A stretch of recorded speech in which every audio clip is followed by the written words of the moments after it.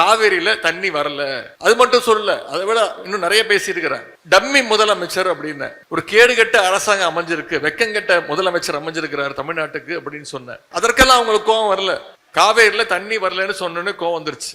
அதற்காக உடனே இரவோடு இரவாக இங்கேருந்து தஞ்சாவூர்ல இருந்து காவல்துறையினெல்லாம் அமிச்சு அதிகாலையிலே என்னுடைய வீட்டுக்கு வந்துட்டாங்க. காலைல 8 மணிக்கெல்லாம் வந்துட்டாங்க. காவல்துறையினர் என்னை கைது பண்ணி தஞ்சாவூருக்கு அழைச்சிட்டு வர்றாங்கன்னு தெரிஞ்சதுமே டெல்டாவில் இருக்கக்கூடிய அனைத்து உடன்பிறப்புகளும் நீங்க தஞ்சையில ஒன்று கூடிட்டீங்க.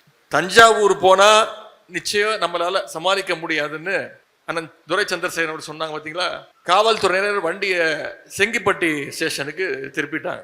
அது மட்டும் இல்ல, நீதிமன்றத்துல இந்த அரசு போய் மன்னிப்பு கேட்டுச்சு. என்ன சொன்னாங்க, நாங்க அவரை கைதெல்லாம் பண்ணலைங்க, விசாரிச்சுட்டு விட்டுருவோம் அப்படின்னு பல்ட்டி அடிச்சாங்க.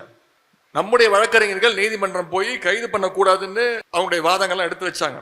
நான் ஏன் இதெல்லாம் சொல்றேன்னா, நாம மீண்டும் நிரூபிச்சிருக்கிறோம் இந்த டெல்டா மண்டலம் என்னைக்குமே திராவிட முன்னேற்ற கழகத்துடைய கோட்டை என்பதை.